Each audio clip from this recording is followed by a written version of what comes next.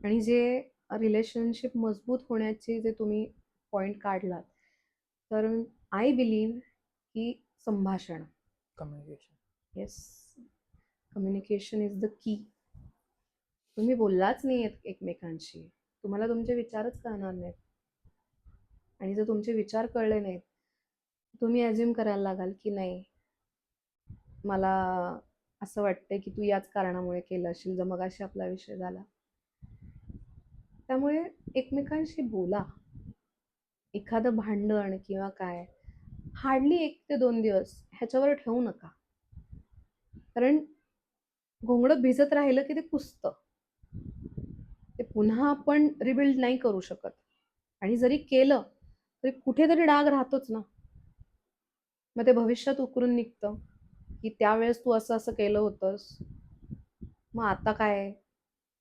नाही, जे काही तुमचे प्रॉब्लेम्स असतील ते हार्डली 2 दिवसात सॉल्व्ह करा. कारण तुम्ही एकमेकांशी बोलणार आहात, तिसऱ्या माणसाने येऊन तुम्हाला सांगणं गरजेचं नाहीये. आम्ही काउन्सिलिंग करतो, पण आमचा रोल कधी चालू होतो की जेव्हा तुमचं नाहीच समेट घडत आहे, किंवा तुम्हाला एकतर एकत्र राहायचंय किंवा वेगळं व्हायचंय, पण ते तुम्हाला तुमचं तुमचं जमत नाहीये, तेव्हा आमचा रोल चालू होतो. पण जर तुम्ही डे टू डे बेसिसवर की एकमेकांशी बोललात, काय चाललंय, नाही टॉपिक मिळाला ठीक आहे बोलायला, पण आज तुझं काय झालं, आज माझं काय झालं, आज वेगळं काय झालं, हे तर तुम्ही बोलू शकता ना. साधा एक कॉम्प्युटरमध्ये ग्लिच आला, सांगा ना काय प्रॉब्लेम आहे. पण नाही सांगितलं जात, आणि मग इथेच कमकुवत व्हायला सुरुवात होते. So if you want to build your relationship, बोला. खरं बघायला गेलं तर आत्ताच्या जगामध्ये लोकांना काउन्सिलरची गरज नाहीये, एका लिसनरची गरज आहे.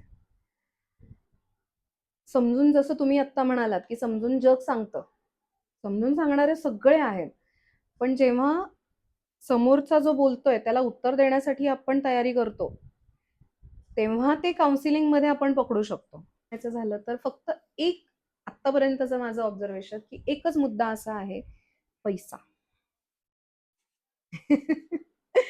की चल मला घटस्फोट द्यायचा आहे, तुला नवऱ्यालाही द्यायचा असतो, बायकोलाही द्यायचा असतो, पण तू मला किती देणार, मी तुला किती देणार, हा एकच मुद्दा असतो. तिच्याशी बोलल्यानंतर मला ही गोष्ट जाणवली की बाबा तिला वेळेची गरज होती.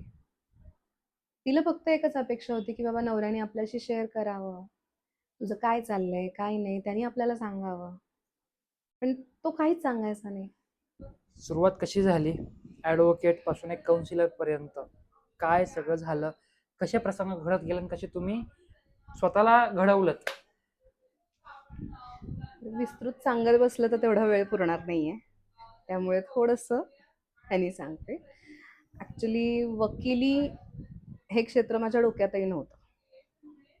It's just because of my father. त्यांचं असं म्हणणं होतं की असं कुठलं तरी क्षेत्र आपण बघूयात की ज्याला मरण नाही. मग बोलता येतंय व्यवस्थित, व्यवस्थित मांडणी जमतीये, मग वकिली क्षेत्र का नाही. म्हणून मग इवन दो मला माहितही नव्हतं तेव्हा ते ॲडमिशन घेऊन आले होते आमच्या वायसी लॉ कॉलेजला, यशवंतराव चव्हाण. आल्यानंतर थोडंसं असं झालं की माझे ड्रीम्स वेगळे होते. आर्मीमध्ये जाण्याचं स्वप्न होतं, त्याच्यासाठी माझी बेसिक प्रिपरेशन सुद्धा झालेली होती. पण मग ते थोडंसं कोलॅप्स झाल्यासारखं झालं. But then I was like की हां ठीक आहे, चला काहीतरी विचार करून केला असेल. सो माइंड बनवलं आणि घेतलं लॉला ॲडमिशन. तेव्हा सुद्धा म्हणजे अभ्यास आमचा आदल्या रात्री असायचा, त्यामुळे असं काही विशेष असं नव्हतंच. मग लॉ पास आउट झाले.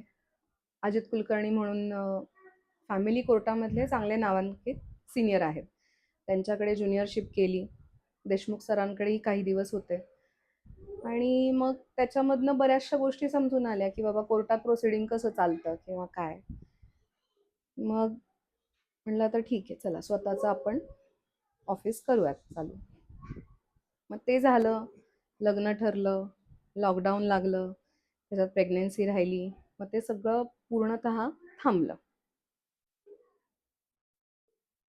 त्याच्यानंतर मला असं वाटतं वर्षभराचा गॅप, तरी किमान 1-2 वर्षाचा गॅप असेल. थोडाफार स्टार्ट स्टॉप चालू होतं. पण कंप्लीट गॅप माझा 2 ते 3 वर्षाचा पकडून चाला. की बाळामुळे म्हणा, कोविडमुळे म्हणा.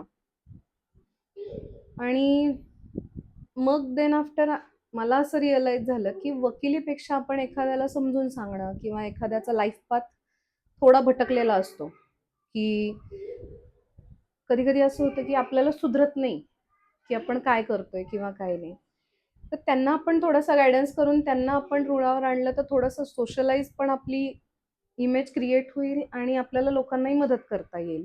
आणि ॲज अ करिअर म्हणून सुद्धा आपण हा ऑप्शन व्यवस्थित हँडल करू शकतो. मग साधारण एक गेलं वर्ष, 2 वर्ष म्हणू शकता आपण, काउन्सिलिंग करायला सुरुवात केली. मॅट्रिमोनियल मॅटर्समध्ये काउन्सिलिंग करते मी. स्टुडंट काउन्सिलिंग केलेलं आहे. काही नामांकित शाळा आहेत तिथे मी ॲज अ काउन्सिलर म्हणून होते. इवन दो त्यांच्या लीगल डिपार्टमेंटला सुद्धा होते. लग्नाच्या आधी PMCमध्ये होते as a member, town vending कमिटीमध्ये. केल्यात बऱ्याच गोष्टी, पण आता इंटरेस्ट जास्त काउन्सिलिंगमध्ये आहे. आणि माझी प्रॅक्टिसही सुरू आहे इथे पुणे कोर्टामध्ये, आणि हायकोर्टमध्ये सुद्धा काही मॅटर्स आहेत. बर, म्हणजे थोडक्यात हरवले आभाळ ज्यांचे होतायाचं सोबती, सापडे ना वाट ज्यांना होतायाचं सारथी, हे धोरण तुम्ही धरलं होतं. तर म्हणू शकता. माझा तुम्हाला पुढचा असा प्रश्न आहे की ह्या म्हणजे लोकांना काउन्सिलिंग करण्याची गरज का पडते, आणि काय काय वेळेस कसं असतं, अख्खं जग समजवायला असतं, पण म्हणजे सल्ले देणारे भरपूर असतात पण समजून घेणारे कमी असतात. मग तसं काहीच तुम्ही सुरू केलं होतं का, आणि सुरुवातीचा काळ कसा होता काउन्सिलिंगचा, म्हणजे तुम्ही काही हर्डल्स फेस केले का, किंवा एक व्यक्तीचे इमोशन्स किंवा त्याची सायकॉलॉजी कशी समजून घेतली पाहिजे जेव्हा आपण काउन्सिलिंग करतो तेव्हा? खरं बघायला गेलं तर आत्ताच्या जगामध्ये लोकांना काउन्सिलरची गरज नाहीये, एका लिसनरची गरज आहे. समजून, जसं तुम्ही आत्ता म्हणालात की समजून जग सांगतं, समजून सांगणारे सगळे आहेत, पण जेव्हा समोरचा जो बोलतोय त्याला उत्तर देण्यासाठी आपण तयारी करतो, तेव्हा ते काउन्सिलिंगमध्ये आपण पकडू शकतो. पण तुम्ही सांगताय मला, ठीक आहे, ओपन अप व्हा, काय असेल ते बोला बोला, मी तुम्हाला इंटरप्ट नाही करणार आहे. पण तुमच्यामधलं जे काही आहे ते बाहेर येऊ द्यात. ते लिसनर असतात. आणि एकदा लिसनरचं काम झालं की ते काम झाल्यानंतर काउन्सिलरचं काम चालू होतं. आता कोणाला वेळच नाहीये एकमेकांचं ऐकायला. फक्त सगळेजणांचं असं असतं, नाही तुझं हे असं झालं ना, काही नाही, एवढं काही कौतुक नाहीये, माझंही झालेलं आहे असं, कित्येक वेळा होतं हे असं. त्यामुळे काउन्सिलिंग कोणता व्यक्ती काउन्सिलिंग बोलला तर खूप आता डोळ्यासमोर झालं माझ्या. खूप लोक असतात. म्हणजे इवन मी स्वतः एका काउन्सिलरकडे गेले होते. म्हणजे काउन्सिलिंग सुरू करण्याच्या आधी मला असं झालं होतं की नाही, नक्की ते काय बोलतात किंवा कसे समजून सांगतात हे आपण स्वतः एकदा ट्रायल घेऊयात. त्यामुळे मी 2 ते 3 काउन्सिलरकडे गेले होते. तर ते करताना मला असं जाणवलं की काउन्सिलिंग तुम्ही करताय, पण आता समजा जर माझा एखाद्या XYZ व्यक्तीबद्दल काही कन्सर्न असेल, तर ती XYZ व्यक्ती कशी चुकीची आहे आणि तुम्ही कसे बरोबर आहात हे काउन्सिलर सांगतो. बट हे चुकीचं आहे. काउन्सिलरचं काम हे तुमच्या सुद्धा चुका दाखवणं आहे ना. आणि काउन्सिलरकडे तुम्ही पैसे पे करून तेवढ्याचसाठी जाता. ते जुनी लोक म्हणायची, सोनाराने कान टोचलेले कधीही चांगले असतात. त्याचप्रमाणे जर इफ यू आर पेईंग मी, माझी ड्युटी बनते की तुमचं काय चुकतंय आणि त्याचं काय चुकतंय हे दोघांचं सांगून, जर तुम्ही जे चुकतंय ते जर तुम्ही करेक्ट केलं आणि जर तो प्रॉब्लेम सॉल्व्ह होत असेल तर का नाही. प्रत्येक वेळेस मानपान देऊन नाही ना गोष्टी होत. पण हे लोकांना नको आहे. त्यांना स्वतःची चूक मान्य करणं अवघड जातं. पण हा समोरचा कसा चुकतोय, मग त्याच्या चुकीमुळे ह्या गोष्टी होत आहेत, ह्या गोष्टी मला स्वतःला जाणवतात की लोक अशी वागतात. आणि इवन दो मी ज्या काउन्सिलरकडे नाव नाही सांगत, पण त्यांच्याकडे मी जेव्हा गेले होते त्यांचंही असंच झालं होतं की नाही, तू नाही चुकत आहे, ते चुकताय, पण मलाही सांगा ना माझं काय चुकतंय. मी इथे आरसा बघायला आली आहे की मला कोणीतरी सांगावं की माझं काय चुकतंय. कधी कधी असं होतं की स्वतःशी बोलून पण आपल्याला आपल्या चुका नाही समजत. कधीतरी समोरनं एखादी पिन जरी आली तरी आपल्या डोक्यामध्ये ती थॉट प्रोसेस चालू होते की नाही, माझं इथे चुकलं असणार आहे. माझ्यासाठी बरोबर असेल पण समोरच्यासाठी ते चूक असूच शकतं. मग तेव्हा मी असा विचार केला की आपल्याला ह्यांच्यासारखं नाही वागायचंय. थोडंसं काहीतरी वेगळं. समोरच्याचं ऐकून घ्यायचं, तुझ्या चुका, त्याच्या चुका आणि समन्वय साधून काय वर्कआउट होईल ते बघायचं. कशा प्रकारचे इमोशन्स असतात म्हणजे जेव्हा एखादा व्यक्ती काउन्सिलरकडे जातो तर युजली किंवा ॲव्हरेज काय प्रकारचे इमोशन्स असतात जिथं ते लोक लॅक करतात एकमेकांना म्हणजे टाळी एका हाताने कधी वाजत नाही, दोन्ही हात लागतात. तर मग अशा काही इमोशन्स आहेत किंवा असे कोणते लोक आहेत म्हणजे आता तुमच्या फील्डमध्ये जसं तुम्ही मॅट्रिमोनियल आणि त्या गोष्टी बघतात तर मग कपल्समध्ये काय तो दुरावा येतो किंवा कसं ते सगळं तुम्ही मॅनेज करता म्हणजे हे ऐकायला आम्हाला आवडेल. एक तर पहिली गोष्ट, लग्न संस्था ही पद्धत अशी आहे की दोन वेगळ्या कुटुंबामधली, दोन वेगळ्या संस्थांमधली लोक एकत्र येतात. कुटुंब संस्था आपण ज्याला म्हणतो, तिथून लोक एकत्र येतात. प्रत्येक कुटुंबाचा मूल वाढवण्याचा एक पाथ असतो.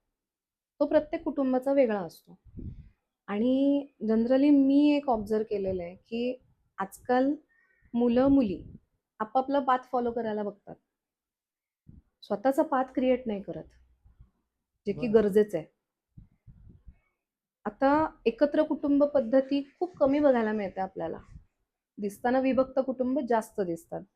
मग जर आपलं विभक्त कुटुंब आहे, मग तुम्ही तुमचा पाथ फॉलो करा ना. घरामध्ये माझी आई अशी करायची. जर नवरा कंटिन्यू हे धरून बसला आणि मुलगी जर धरून बसली, नाही माझी आई या गोष्टी फॉलो करायची, त्यामुळे मी हेच करणार. दोन टोकं झाली. मग लग्न जेव्हा तुम्ही करताय तेव्हा आपण आपल्या संस्कृतीमध्ये म्हणा किंवा पुराणांमध्ये म्हटलंय की दोन सोल एकत्र येतात. मग त्या दोन सोल एकत्र आल्यानंतर एकमेकांवर आपल्याला काम करायचं असतं. तर आपण जुनेच धागे दोरे धरून बसलो तर नवीन आपले क्रिएट होणार नाहीत. आणि ह्याच गोष्टीमुळे जास्त भांडणं होतात. मी माझा रूट सोडणार नाही, तू तुझा रूट सोडू नको, ठीक आहे. मग नाही सोडला की भांडणं होणार. त्याच्यामध्ये अजून तेल घालणं किंवा तूप घालणं आपण म्हणूयात. सासू सासरे असतात, मग मुलाकडचे असू देत, नाही तर मुलीकडचे असू दे. तू असं नको करूस, मग आपल्याकडे हे असतं, मग तू हे घरामध्ये फॉलो कर. मुलाकडचे म्हणणार तू हे फॉलो कर. कशाला? जगू दे ना त्या दोघांना. आणि हे होत असताना मुलाचं आणि मुलीचं असं होतं की नाही माझी आई सांगतेय, माझे वडील सांगतात म्हणल्यानंतर ते बरोबरच असणार. पण कुठेतरी आपल्याला हे समजत नाही की मोठे असले, वयाने मोठे असले तरी ते चुकू शकतात ना. माणूस आहे आपण. आपण कितपत त्यांचं ऐकायचं, कितपत गोष्टी सोडून द्यायच्या, हे आपल्याला समजलं पाहिजे. आपण आपल्या बाउंड्रीज क्रिएट केल्या पाहिजेत की नाही मम्मी पप्पा, मला हे पटतंय, माझी बायको या ठिकाणी बरोबर आहे किंवा माझा नवरा या ठिकाणी बरोबर आहे, मला हे पटतंय, संपला ना विषय. आणि गंमत अशी होते की पेरेंट्स सांगतायत. आता समजा नवऱ्याने बायकोला सांगितलं, बायकोनी नाही ऐकलं, नवऱ्याचा इगो दुखावतो, अरे मी सांगितलं आणि ऐकत नाही. मेन क्लॅश इथे येतो जेव्हा नवरा बायको यांचे इगो दुखावले जातात की माझ्या कुटुंबाने सांगितलंय, मी हे फॉलो करणार, तूही केलं पाहिजेस. आणि आता अशी गंमत आहे, आपण समानता म्हणतो, त्यामुळे मुलीकडनं पण ह्या गोष्टी होतात. असं नाही की फक्त मुलाकडनंच होतात. त्यावेळेस पालकांचा सुद्धा स्टँड राहणं गरजेचं आहे की बाबा रे, थांबा एका ठिकाणी, आम्ही बाजूला होतो, संसार तुमचा आहे, तुम्ही कंटिन्यू करा. मेन हा प्रॉब्लेम राहतो. आणि हे समजून सांगणं फार अवघड जातं, कारण इगो जेव्हा आपण करेक्ट करायला जातो, पुढचीचं पण एक हा शकतो. ते काउन्सिलरला म्हणतात, नाही हो मॅडम तुम्ही चुकताय. मला असं होतं, बरं बाबा मी चुकतीये, मग तू कुठे बरोबर आहे ते सांग.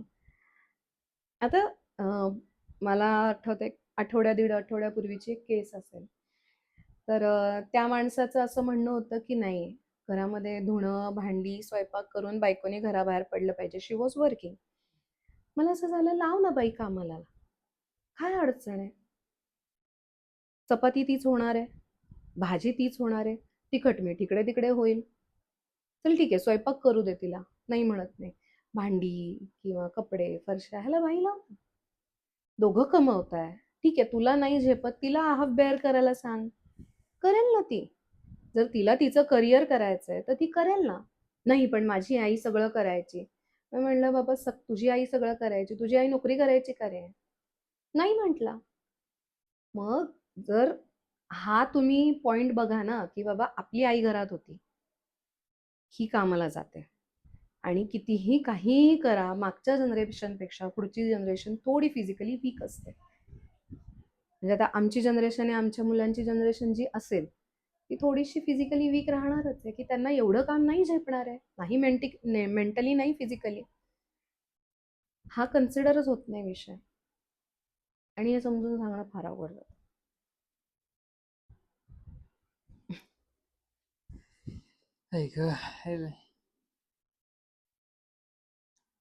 रिलेशनशिप आणि फॅमिली काउन्सिलिंगची प्रेरणा कुठून मिळाली आणि तुमच्या काउन्सिलिंग जर्नीमध्ये सुरुवातीला काय चॅलेंजेस समोर आले? प्रेरणा कुठून मिळाली? Good question. वकिली क्षेत्रामधूनच मला ही प्रेरणा मिळाली.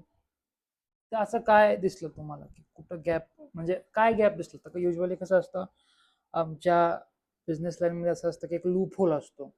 तर लूप होल दिसलं की आपण त्या लूप होलमध्ये जायचा प्रयत्न करायचा. प्रत्येक ठिकाणी लूप होल्स असतात. तर तिथं तुम्हाला काय असे लूप होल्स दिसले की अच्छा नाही नाही हे इथं, किंवा ह्या गोष्टी म्हणजे तिथं जज समोर भांडण्यापेक्षा एकमेकांसोबत एक असा व्यक्ती असला पाहिजे जिथं ते ऑलरेडी भांडून घेतील आणि तिथंच विषय सॉर्ट होईल, जज करण्याची गरजच नाही पडली पाहिजे. तर असं काय तुम्ही तिथं बघितलं? किंवा तर मी सरांकडे जेव्हा प्रॅक्टिस करत होते तेव्हा अल्का टॉकीजच्या इथे फॅमिली कोर्ट होतं आणि ते थोडंसं कंजेस्टेड होतं. तर तिथे एक घटना घडली होती की सासू, सासरे, नवरा आणि बायको हे सगळे एकत्र काउन्सिलिंगला आले होते. जागा छोटीशी, म्हणजे आपण ज्या रूममध्ये बसलो त्याहीपेक्षा छोटी असेल, ह्याच्या अर्धी म्हणली तरी चालेल. तेव्हा ती सासू जी होती आणि तो नवरा अक्षरशः नको त्या भाषेमध्ये शिवीगाळ सुरू होती कोर्टामध्ये. हा, आणि तो काउन्सिलर असा झाला होता की बाबा रे तुम्ही थांबा, ही जागा एवढ्या शिव्या देण्याची नाही आणि मला तेवढा वेळही नाही. कोर्टामध्ये जेव्हा आपण मॅटर दाखल करतो, समोरचा जेव्हा अपियर होतो, त्याच्यानंतर काउन्सिलिंग करणं ही एक प्रोसिजर आहे कोर्टामधली आपल्या. पण तिथे जे काउन्सिलर असतात तेवढा त्यांना वेळ सफिशियंट नाही पुरत. आणि त्याहून पुढे म्हणायचं झालं तर फक्त एक आत्तापर्यंतचं माझं ऑब्झर्वेशन की एकच मुद्दा असा आहे, पैसा. की चल मला घटस्फोट द्यायचा तुला, नवऱ्यालाही द्यायचा असतो, बायकोलाही द्यायचा असतो, पण तू मला किती देणार, मी तुला किती देणार, हा एकच मुद्दा असतो ज्याच्यावरनं ते मॅटर प्रोलॉंग होत जातं. मग बायको म्हणते मला 50 लाख पाहिजेत, नवरा म्हणतो नाही मी 5च देणार. अरे 5 कुठे 50 कुठे, समन्वय साधा ना काहीतरी. नाही राहायचं ना तुम्हाला, नका राहू, पण मग गोडीत वेगळे व्हा. स्वतःला मानसिक त्रास, शारीरिक त्रास ह्या सगळ्या गोष्टी तुम्ही फेस करणार, उपयोग नाहीये त्या गोष्टींचा. मग मला असं झालं की जर काउन्सिलिंग किंवा मेडिएशन करून जर ह्या लोकांच्या अमाऊंटमध्ये काही फरक आणता आला तर that is a big achievement. म्हणजे हे कोर्टामध्ये मॅटर चालणारच नाही. हे जे प्रोलॉंग मॅटर दिसतात फॅमिली कोर्टामध्ये, हे सगळे मॅटर फक्त आणि फक्त मेंटेनन्स, बस. खूप कमी मॅटर असे असतात की जे खरंच त्या बाईला किंवा त्या पुरुषाला त्रास झालेला असतो, की ते बेरेबलच नसतं. मला पैसे नकोत, मला जस्टिस पाहिजे, ह्या मुद्द्यावर असतात. पण मॅक्झिमम दे आर लाईक की व्यवसाय झालेला आहे, बाकी काही नाही आहे. मग म्हणलं आपण ह्याच्यामध्ये काही प्रॉब्लेम सॉल्व्ह करू शकलो तर इट्स अ गुड थिंग, म्हणून मी ह्या काउन्सिलिंगकडे वळले. आजकाल कपल्समध्ये काय रिलेशनशिप गॅप दिसते आणि ते तुम्ही कशी भरून काढली तुमच्यात एक रिअल लाईफ एक्सपिरियन्स पण आम्हाला ऐकायला आवडेल. काय झालं होतं आणि तुम्ही ते कसं सॉल्व्ह केलं? आता घटस्फोटापर्यंत गेलेलं प्रकरण विचारताय की सोबत राहायला आलेलं प्रकरण विचारताय? Because both are different. मी सोबत राहणार ओके. घटस्फोटच्या आधी. बर. सोबत राहायला जाण्याचा आता उदाहरण द्यायचं झालं तर एका प्रकरणामध्ये नवरा बायको खूप भांडलेले. म्हणजे अक्षरशः त्यांनी तिला मारलं होतं आणि त्यांनी मारलं होतं म्हणून उलटून हिनं पण त्याला मारलं होतं. पण हा जो मुद्दा होता तो फक्त आणि फक्त एका गोष्टीमुळे होता की तू मला वेळ नाही देत. बर. ते खूप गरजेचं आहे. किती छोटी गोष्ट आणि खूप किती छोटी गोष्ट आहे. बापरे. पण त्याला असं वाटायचं की नाही मी तुला प्रोव्हाइड करतोय ना, मी पैसे प्रोव्हाइड करतोय, मी घरामध्ये तुला कामाला बायका लावून दिलेल्या आहेत, सगळं तुला घरच्या घरी मिळतंय, मग तुला अजून काय पाहिजे. तिचं असं म्हणणं होतं तू बस माझ्यासोबत बोल, काही क्षण माझ्याबरोबर घालव, चल बाहेर नाही नेत फिरायला, इट्स ओके, पण निदान घरामध्ये तरी किमान रोजचे मला 10 मिनिटं दे.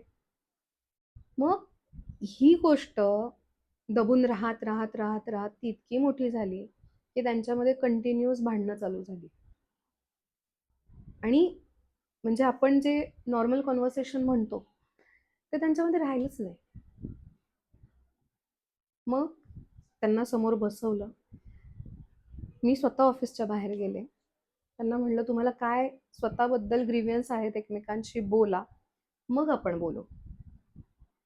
जेव्हा तिनं त्याला हे कन्वे केलं की तू माझं ऐकतच नाही, तू सगळं प्रिडिक्टच करतोयस की नाही तू हे असा विचार करत असशील म्हणून मला तुझ्याशी बोलायचं नाहीये, तू हे असं गृहीत धरून चाललीये, तू ह्या गोष्टीमुळे करते. म्हणजे थोडक्यात असं समजा तिच्याकडनं एखादी गोष्ट राहून गेली करायची, तू मुद्दाम केलेलं आहेस, मला त्रास देण्यासाठी केलंय. तो स्वतःच प्रिझ्युम करत होता, तिच्याशी बोलतच नव्हता. मग जर तो तिच्याशी बोलला असता की बाई का असं करतेयस किंवा काय होतंय, एक नवरा बायको रिलेशनशिपमध्ये सगळेच रिलेशनशिप येतात, आई वडील बाळ सगळेच येतात. म्हणजे तुम्ही एकमेकांना ह्या रिलेशन मधून ट्रीट करायचं असतं, जे नाही झालं. तिचं म्हणणं तेवढंच होतं, तू रोजचे जरी माझ्याशी 15-20 मिनिटं बोललास ना तरी मला चालणार आहे. पण हे सुद्धा तिला त्याला कन्वे करता येत नव्हतं. तिचं म्हणणं असं नाही तू चुकीचाच विचार करतोस, तू मला वेळच देत नाहीस, किंवा तुला बाहेरच जायचं असतं, सारखा तुझा मोबाईलच चालू असतो, किंवा मला कुठे नेत नाहीस.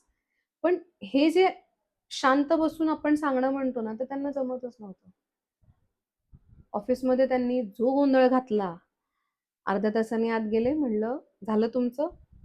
म्हणले नाही आम्हाला बोलायचंच नाही एकमेकांशी, आम्हाला डिवोर्स पाहिजे. म्हणलं ठीक आहे आपण म्युच्युअली फाईल करू, काही अडचण नाही.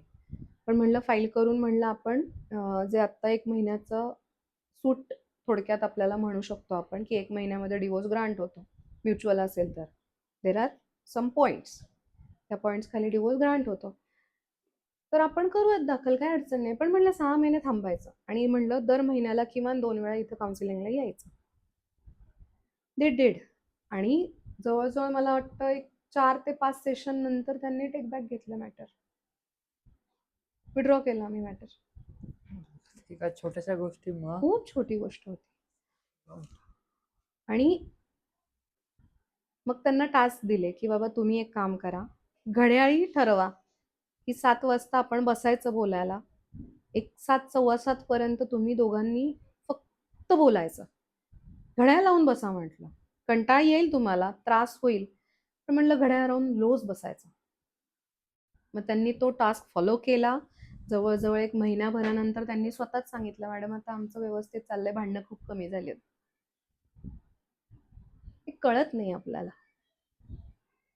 Just because of ego. हे कळणं पण महत्वाचं आहे ना, की कारण relationship is two way correct. ना.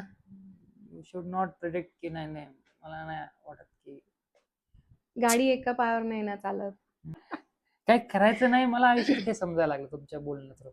गुड. अजून बरंच काही सांगू शकते मी तुम्हाला ऐकायला नंतर.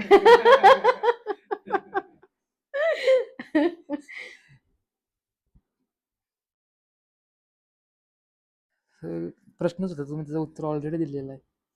लग्न लग्नापूर्व कपल्सनी कोणत्या गोष्टी लक्षात घेतल्या पाहिजेत लिगली आणि म्युच्युअली सुद्धा? म्हणजे तुम्ही लग्न करताय, मान्य, चांगली गोष्ट आहे, पण लग्न हे फक्त 7 फेरे किंवा एक तो इव्हेंट नाहीये. ते 2 जीव एकमेकांना सरेंडर होणार आहेत. मग काय गोष्टी दोन्ही कपल्सनी बघितल्या पाहिजेत, की लग्नानंतरचं कसं असलं, म्हणजे लिगली पण आणि असं पण म्युच्युअली पण? ओके. आता लिगली बघायला गेलं तर आपल्याकडे सुरुवातीपासून असं काही बाइंडिंग नाही आहे. फक्त आता हिंदू संस्कृतीमध्ये बघायला गेलं तर सप्तपदी इज व्हेरी इम्पॉर्टंट. ती झाल्याशिवाय तुमचं लग्न ग्राह्य धरलंच जात नाही. It's a law. त्याच्यानंतर लिगली आपण म्हणजे बेसिकली नाही लोक विचार करत की नंतर काय होईल किंवा कसं होईल. सगळं ओपन अप करून टाकतात की माझं हे माझं ते याव त्याव. आणि मी म्हणत नाही की सगळ्याच अशा असतात, पण अशा बऱ्याच केसेस सुद्धा झालेल्या आहेत की हा बाबा ह्याच्याकडे प्रॉपर्टी आहे ना, मग चला लग्न करा, काही ना काहीतरी खुचपट काढा आणि भांडणं करून बाहेर पडा, डिवोर्स घ्या आणि पैसे घ्या. आपल्या समोर कित्येक उदाहरण आहेत. आत्ताच मध्ये एक केस समोर आली होती. तिनं जवळजवळ 7 ठिकाणी जाऊन 7 लग्न केली होती आणि 7ही डिवोर्स झाले होते. प्रत्येक डिवोर्स मधनं she got a maintenance. Earning source झालाय हा. मुलांनी सुद्धा हा विचार केला पाहिजे की प्रत्येक वेळेस आपण फायनान्शियली ओपन होण्यासाठी टाइम लिमिट ठरवली पाहिजे. आणि इवन मुलांनी सुद्धा नाही, मुलींनी सुद्धा.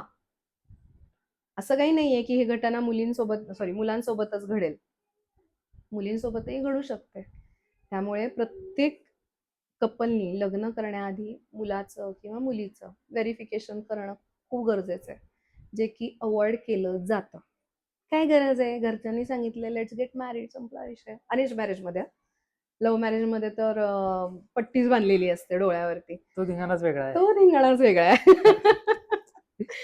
आणि आता आपण थोडं लिगल बाजूला ठेवून थोडंसं भावनिक म्हणा किंवा व्यावहारिक दृष्टीने विचार करायला गेला तर मुलगी जर करिअर ओरिएंटेटेड असेल तर तिनं मुलाला हे कंपल्सरी सांगणं गरजेचं आहे की बाबा करिअर मी माझं फॉलो करणार आहे, त्याच्यावरती तुझं काय म्हणणं आहे. जर त्याचे विचार तिला पटत असतील तर तिनं लग्नाला उभं राहावं. नाहीतर लग्न झालं आणि जर समजा त्यांनी सांगितलं की बाबा नाही तुला थांबायला लागेल, आमच्याकडे कोणी काम नाही करत, मग तिला ते झेपणार नाही. मग भांडणं होणार त्याच्यामधनं. आई वडील मध्ये पडणार, आमच्या मुलीनी शिक्षण काय ह्याच्यासाठी घेतलंय का. कित्येक लोकांस बोलताना मी समोर बघितलंय की आमच्या मुलगी एवढी शिकली आहे, मग तिच्या शिक्षणाचा उपयोग काय. तर ते नाही झालं पाहिजे. इवन दोघांनी आपल्या आपल्या फायनान्शियल रिस्पॉन्सिबिलिटी वाटून घेतल्या पाहिजे की बाबा ठीक आहे, मी कमी कमवतीये, तू जास्त कमवतोयस, तर माझी ही जबाबदारी असेल, तुझी ही जबाबदारी असेल, जे की नाही वाटलं जात. मुलीचं असंच असतं, येईल पैसा मी माझा माझा माझा माझा ठेवून देणार आणि जो काही आहे तो मुलांनी खर्च करायचा का. काहीतरी घे ना जबाबदारी, एक जबाबदारी तरी घे, काही अडचण नाहीये, कमवतेस ना, तेवढं सॅटिस्फॅक्शन पण मिळतं की घरासाठी माझा काहीतरी हातभार लागतोय. त्याच्यानंतर आता फायनान्शियल गोष्ट झाली, आता पेरेंट्सची गोष्ट. आता कित्येक वेळा असं असतं की एकुलता एक असतो. मुलांनी हे क्लॅरिफाय केलं पाहिजे की माझ्या आई वडिलांची जबाबदारी माझी आहे आणि ती काय मी सोडणार नाही. कारण आजकालच्या पिढीमध्ये असं झालेलं आहे की मी, माझा नवरा आणि मूल, बास, हॅपी फॅमिली. मुलींना जबाबदारी घ्यायला नको असतं. आणि मुलींचंच असं नाही, मुलांचंही आहे की मुलांनाही जबाबदारी घ्यायला नको असते. कित्येक मुलं स्वतःच्या आई वडिलांना म्हणतात तुम्ही आता दुसरी सोय बघा, आणि खापर फोडलं जातं मुलीच्या डोक्यावरती, ती असं म्हणतीये. काही केसेसमध्ये असेल, प्रत्येक केसमध्ये नसतं. मुलांनाही ती जबाबदारी नको असते. तर त्या गोष्टीचं क्लॅरिफिकेशन असणं गरजेचं आहे. इव्हन जर समजा आता मुलगा एका ठिकाणी राहत असेल, मुलगी दुसऱ्या ठिकाणी राहत असेल, लग्न ठरतंय, मग नक्की तुम्ही राहायचं कुठे? कोण स्वतःचा जॉब स्विच करणार? ह्या ज्या व्यावहारिक छोट्या-छोट्या गोष्टी असतात, ह्याही वर्कआउट झाल्या पाहिजेत. नाहीतर लग्न झालंय, चला आता तू इकडे शिफ्ट हो. आपल्याकडे परंपरा आहे पुरुषप्रधान. त्यामुळे मग तू आमच्याकडे शिफ्ट हो. मग ती असं म्हणते की नाही, हा तर आपला टॉपिक झालाच नव्हता. मी का शिफ्ट होऊ? तू शिफ्ट हो. म्हणून अगदी छोट्या आणि व्यावहारिक गोष्टी असतात ज्या डिस्कस लग्नाआधी होणं गरजेचं आहे. आणि ज्या झाल्या तर मग पुढे ते सोयीचं होतं की नाही बाबा, आपलं हे ठरलं होतं ना, आता त्याच्यामध्ये बदल नाही करायचा. आणि हेही तितकंच महत्वाचं की जे ठरलंय ते मनापासून फॉलो झालं पाहिजे. नाही तर उद्या म्हणायचं की झालं ना आपलं, झालं आता. काय आधी ठरलं होतं ते संपला विषय. आता आपण पुढचं वेगळं काहीतरी बघू. त्यामुळे जे बोललोय त्याच्यावरती ठाम राहणंही गरजेचं असतं. खूप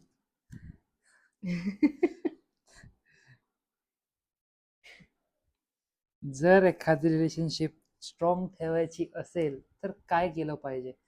आणि ॲप्रिसिएशन आणि ग्रॅटिट्यूड हे किती महत्वाचं आहे त्यासोबत? 100% महत्वाचं आहे.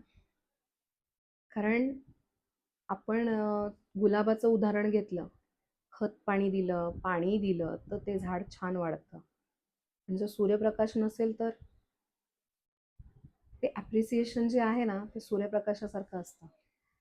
जर तो नाही मिळाला तर ते कोमेजून जाणार आहे. त्याला असं वाटतं की अरे, आपण हे अचीव्ह केलंय, काय उपयोग याचा? गरज पण काय आहे? मग तो एक डोक्यामध्ये थॉट चालू होतो की नाही, वी आर नो वन. त्यामुळे नवऱ्यानी बायकोला, बायकोनी नवऱ्याला हे प्रत्येक ठिकाणी ॲप्रिशिएट करणं किंवा चुका दाखवणं सुद्धा तेवढंच महत्वाचं आहे. असं नाही की हा पैसा सगळंच गुडी गुडी गुडी गुडी नाही.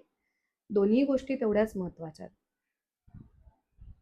आणि आता रिलेशनशिप बिघडण्याची जी आपण कारणं मगाशी म्हणत होतो, त्याच्यामध्ये हेही कारण आहे की माझ्या नवऱ्याला माझं कौतुकच नाहीये. बाहेरचं जग किती छान ॲप्रिशिएट करतंय आपल्याला. आपण केवढं भारी काम करतोय, पण आपल्या नवऱ्यासाठी आपण काहीच नाहीये किंवा आपल्या बायकोसाठी आपण काहीच नाहीये. मग ते कुठेतरी डिमोटिवेट झाल्यासारखं होतं आणि आपल्या कामावर सुद्धा त्या गोष्टींचा परिणाम होतो. कामावरची गोष्टीची म्हणजे कामावर परिणाम होण्याची गोष्ट लांब, पण घरातल्या आपल्या डे टू डे लाईफवरती सुद्धा ह्याचा खूप इम्पॅक्ट पडतो.